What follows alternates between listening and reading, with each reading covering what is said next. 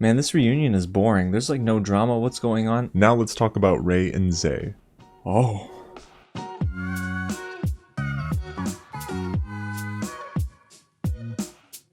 What's going on, everyone? James here with another real review and recap of The Ultimatum episodes 9 and 10. That's the finale and the reunion that just dropped on Netflix. You guys, if you missed my review and recap for episodes 1 through 8, you can find it floating around at the top of the screen or in the description below. A huge thank you to Netflix for giving me the chance to watch episode 9 early for a review, but I watched the reunion alongside each and every one of you, and guys, it gets messy. Now, if you don't know about The Ultimatum, Marry or Move On, it's a new Netflix reality show. It's around 6 different couples on the verge of marriage, one partner being ready to get married and the other isn't. So an ultimatum is issued, they move in with what they call a trial couple during a trial marriage period, and then they move back in with their original partners to see if it'll work out or not. In episodes 1 through 8 last week, it was a lot. You know, it's so funny because I love the discussion we've been having down below in the comments. So you know what? I'm going to need you guys to drop your thoughts down below about episodes 9 and 10, the finale and the reunion. We're going to talk all spoilers. So from this point on, yeah, if you haven't seen episodes 9 and 10, go watch it and then come back because we have a lot to talk about. But before we get into all of my thoughts, you guys, if it is your first time here at the channel, welcome to Real James, where I love talking about movies and TV just like this. So if you do too, go ahead and hit the big red button below, subscribe to the channel, tap on the bell, and hit the thumbs up button if you've been a big fan of The Ultimatum. And hey, if you haven't, let me know again down below why you didn't like this season or why you did, because I can imagine we might be getting a season 2. Alrighty, you guys, so let's get right into episode 9. We're going to talk about, yes, Ultimatum Day. We left off with Shanique and Randall. Both of them sort of were being teased as the first couple to go through with the engagement or not. So I was curious to see what happened, but I did not expect what did. Randall ended up proposing to Shanique and she accepted, so they are now engaged, but I didn't really see that coming after the way they built up to their moment. It seemed to me like there was a lot that they needed to work out, but I guess Randall was ready, and at the end of that day, he decided to go ahead and ask Shanique to marry him.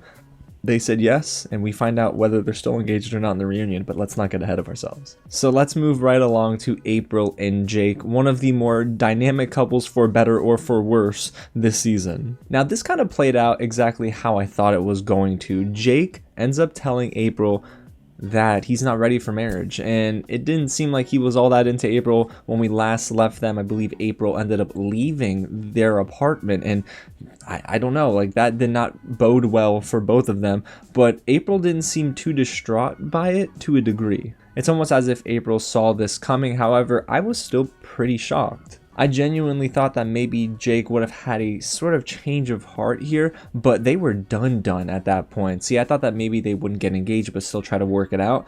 And that was not the case because Jake goes and finds somebody very quickly afterwards. Both Jake and Ray meet up with one another after Jake ends up denying April, which is, say with me guys, some snake behavior. Listen, this did not feel right. It didn't sit well in my spirit. It's like they almost had talked about this beforehand because, as we know, Zay and Ray did not work out. Zay did open up here in this episode a little bit about, you know, okay, I'm getting my stuff together. I'm trying to get in a better headspace, and, you know, he left the show, but he didn't expect that to happen, of course. However, what happens right afterwards was, I think, maybe a producer-driven decision. Jake pulls out 2 tickets to literally anywhere in the world, according to him, so that he and Ray could go on a trip and probably figure out whether they want to take that next step together. They seem happy about it, but then the episode kind of cuts away from them, so we don't know whether they went on that trip or not. Good thing it's addressed in the reunion, which we'll get to right after we talk about Madeline and Colby. Now, if you guys remember from episodes 1 through 8, Madeline pretty much told Colby that this ain't gonna happen, or at least she told the viewers that this wasn't gonna happen. Colby was doing things behind her back and telling people that he met at the club that they're in an open relationship, so it was all kind of messy. But this was a huge surprise to me. Colby gets down on one knee and asks Madeline to marry him, and I figured that might have happened, but seriously, things in episode 8 left me in doubt. So Madeline says yes, but Colby says, why wait to get to the altar? Let's do it right here. It was so interesting, y'all, because I did not see them getting married that episode. Literally, a pastor or an officiant just walks on the scene, and I'm like, Does anyone else not feel like the families would be very angry here? And I can only imagine, and I think maybe Madeline brings it up, that their parents are probably furious at them right now. You would think that maybe they would want to save and, maybe have some time in between the engagement period and the wedding period to plan a big ceremony, but that was not the case. Madeline's friends are probably not happy either, and we know they're a feisty bunch. So yeah, they got married and they decided to go off into the sunset together. So good for them, I guess. I mean, maybe the ultimatum worked for both Madeline and Colby. And before we get right into the reunion, guys, one thing about this episode that was a little interesting was that it was the shortest episode of the season up to this point. And for reality TV, usually that's not a thing. The Bachelor, Bachelorette, their finales are pretty darn long. Sure, they have other elements like the live in studio audience and whatnot, but this didn't feel like an episode that was taking its time. They rushed really quickly from start to finish. So yeah, maybe the editing was a little less than dramatic. It didn't really play up to that dramatic narrative here, but there were some surprising moments. So now, you guys, let's get right into my thoughts on episode 10 and if I love the reunion or not. I'm back and forth on the reunion. There were really dramatic moments in the reunion and some highly contentious conversations between our contestants, but for the most part, the reunion for me was really a mixed bag. There were a lot of lulls in the reunion. I'm sure if you guys watched it just like I did, there were moments where I was zoning out, maybe thinking about other things. I wasn't necessarily focused on the conversations at hand, and I feel like it was maybe rushed along the way as well. But y'all, there was at least enough to talk about here because we gotta go from top to bottom with this reunion. The first thing I noticed was, hey, a lot of contestants changed their hairstyles, and the most interesting one of the bunch was Jake's. That's all I'll say. But eventually our host Vanessa and Nick Lachey introduce Colby and Madeline, who weren't on set with everyone to begin the reunion. Madeline walks in with Colby and she's pregnant. 7 months with a baby girl, and the gift they give them was like this baby sippy cup with the silver chalice thing. It's interesting choice, but man, I didn't see them getting pregnant very quickly like that. Okay. I found some of the editing here in the reunion to be kind of funny too, because Colby said they talked about a family together immediately after they got married, and the cutaway was to Lauren and Nate right after that comment. That's messy, y'all. But you know what? That was a good little transition to Lauren and Nate themselves. Lauren, Nate, and even Alexis and Hunter, they don't get a lot of screen time here, which makes a ton of sense. But Nate eventually says that he, didn't make the best decisions leading up to his proposal to Lauren. He did admit to telling Madeline he'd choose her seconds before proposing to Lauren, but I just don't think he did the best job at explaining why. We all know, it's snake behavior, y'all. I didn't really like Nate from the beginning, honestly, and Nate and Lauren, it's funny because I don't know if they're actually happy together. They didn't really give off that vibe. Maybe they're a little shy during the reunion, but it's all just so weird. Lauren did mention that Nate and her agreed on having one child, didn't mention whether or not they've been trying or whatever. That's, I guess, personal info, sure. But Lauren doesn't necessarily seem happy with Nate either. There's a lot of things that I was noticing, like little bits of body language, and I'm like, they got some things to work out. However, they did mention that they are getting therapy, if I'm not mistaken, so it's a step in the right direction. And then the reunion transitions over to Alexis and Hunter. They reveal that they're getting married in June, but I'll be honest, their segment was a little bit boring. Boring and kind of awkward. I don't know. They didn't really bring too much to the season anyway, since they were pretty much cast away after they got engaged. So yeah, we can move on. And we're moving on to the drama, y'all. So Vanessa and Nick Lachey bring up the fact that April and Jake had some moments of, drama among one another, and they were disagreeing about many things, including April finding the video on Jake's phone of Ray twerking. However, at the end of all that, when they cut to the clips and whatnot, and the montages of, what we actually saw April do on set, like reenacting what Ray was doing, and then you do see the video actually of Ray twerking. However, Jake had explained that his reasoning, was that he was going out trying to find out what he wanted to do for himself. That's what he said, and April didn't buy that explanation. April does not buy anything that Jake says throughout the entire reunion, to be honest with you. There was a lot of tension between April and Jake throughout this entire episode, and at one point I'm maybe misremembering, so correct me if I'm wrong in the comments, guys, or maybe I'm just misunderstanding April, but it sounded like April said Jake bought Ray a car and a house, or maybe she was making an example. I don't know, it wasn't very clear, but I doubt that's what happened, honestly, especially after some of the events that are revealed in the reunion. But April eventually brings up that she is in a serious relationship, says the guy she's dating is older and they've already talked about marriage and babies. And she did all of it talking in third person. Girl, why?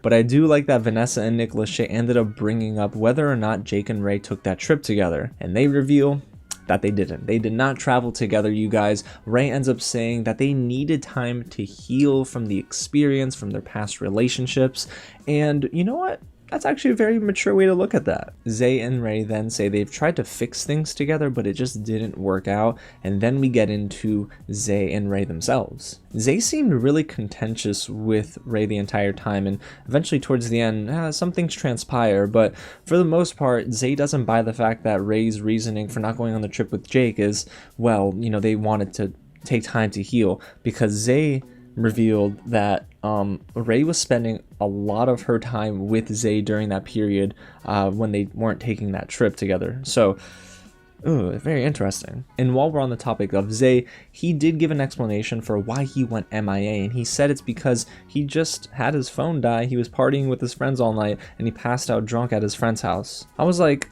okay, just, you know, I would be worried too if I was Ray in that situation, you know, with his location turned off, not answering calls or texts. And then Ray did admit on her end that she was cold and kind of shut down any sort of attempt at communication between the two before Zay stormed off and went out. So they both kind of understood that they maybe were in the wrong, but yeah, that was the last moment I would say between them that was calm. But we'll get there, I promise.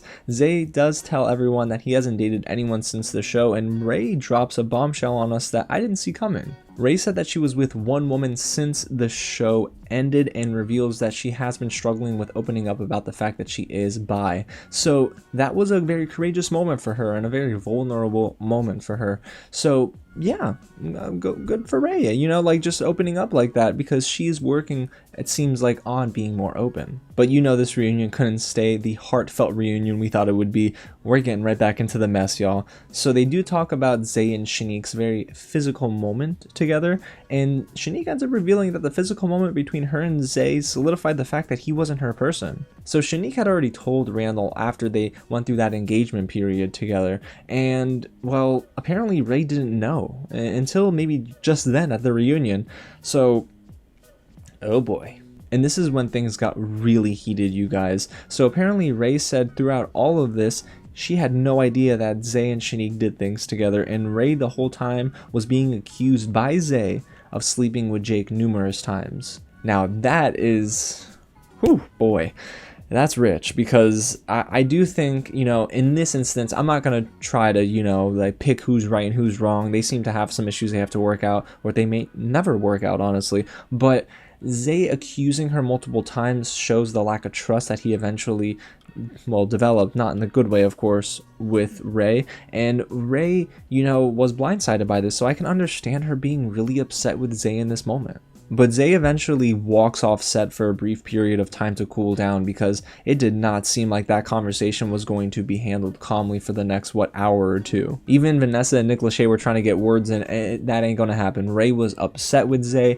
Zay was really mad with Ray. So, you know, eventually Zay returns, sure, but man, I just don't necessarily think that both of them are going to be even friends after this reunion. So we do transition back to Shanique and Randall, and they reveal something that actually surprised me, and not in a very good way. Shanique and Randall aren't engaged anymore, and you know what? That surprised me because I thought that they would, but they are together still, even though they broke up for about 6 months after they called off the engagement. So it was just all very interesting to see, but for the most part, it seems like they're handling it in a very mature way. And you can tell that Randall was definitely affected by it, because he even says he didn't go on any dates during their break, and it was one of the hardest moments of his life. But after that point, there was about 10 to 15 minutes left in the reunion. They try to end it on a nice note with Madeline and Colby, but it was pretty boring. So what do? They throw in literally a game again. I know, they love games on this show. So Vanessa Lachey asked, who else would you have picked during the choice segment?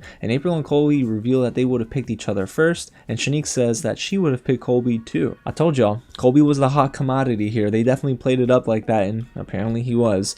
Now, at that point, everything kind of wrapped up. Okay, there was one more thing, but it was like TMI. It talked about olive oil and coconut oil. If you know, you know. It was something else, but they end up saying goodbye. They sign off, and no announcement for season 2. I even fast forwarded through the credits to see if there was any sort of teaser, but no, nothing. Knowing Netflix, though, to be honest, this show it's been in their top 3 for the last like 2 weeks now, and I do think that this show is going to stay in the top 1 again. There's no way, guys, this show's not going to be number 1, especially with the reunion episode and all that drama. So I do think that there will be a season 2, but it is interesting to hear that we are not getting that announcement right away. So I'll keep my eyes and ears open for y'all, but there you have it. That's my real review and recap of episodes 9 and 10, the reunion and the engagement or the ultimatum day episodes. So guys, let me know down below in the comments what you thought of these episodes, which surprised you the most, which engagement surprised you the most, or what was your favorite moment over the course of the season. Let's talk about it down below. And y'all, if you haven't already, hit the big red button below, subscribe to the channel, tap on the bell, and hit the thumbs up button if you've been a big fan of all this coverage and want to see more. I'm talking about the Kardashians episodes 1 and 2 that Hulu gave me early for review. We'll dive into that on premiere day so we can get into some spoilers, of course. And guys, I can't wait for the rest of this month and next. I'm looking at you, Doctor Strange, or you, Wanda. Yeah, I can't wait for that film, y'all. Expect a lot of videos on that.